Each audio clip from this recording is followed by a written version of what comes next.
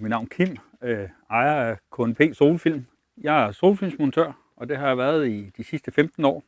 Det jeg laver i meget her i sommerperioden, det er at sætte solfilm på glas. Det er svært at sætte sådan noget solfilm op på glas. Og der er mange små teknikker, som bare er svære, og ting, der ikke skal gå i stykker, man også skal være opmærksom på.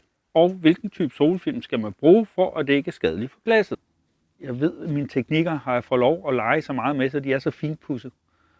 Og det er en stor forskel, at jeg ikke står nervøs for noget, når jeg står ude på opgaverne. At jeg bare får det til at spille og komme maks hurtigt på, for det kræver det for ikke, at det bliver beskidt og grimt. Man kan godt gøre det selv, men det er rigtig svært at få et meget flot resultat.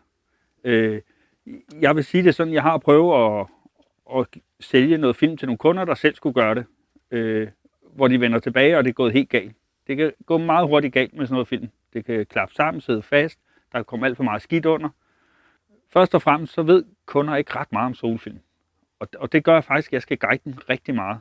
De ringer meget forsigtigt og stiller spørgsmål ind til, hvad kan det egentlig overhovedet gøre for dem.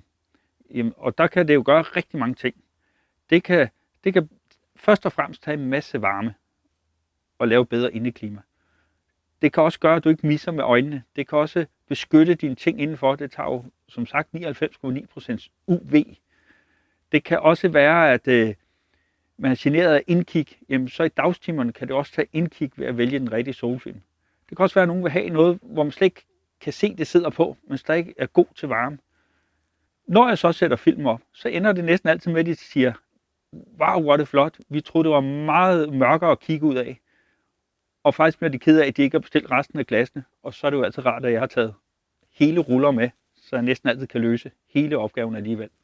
Der findes flere hundrede solfilm, så det er rigtig vigtigt at finde den rigtige type solfilm til jeres behov.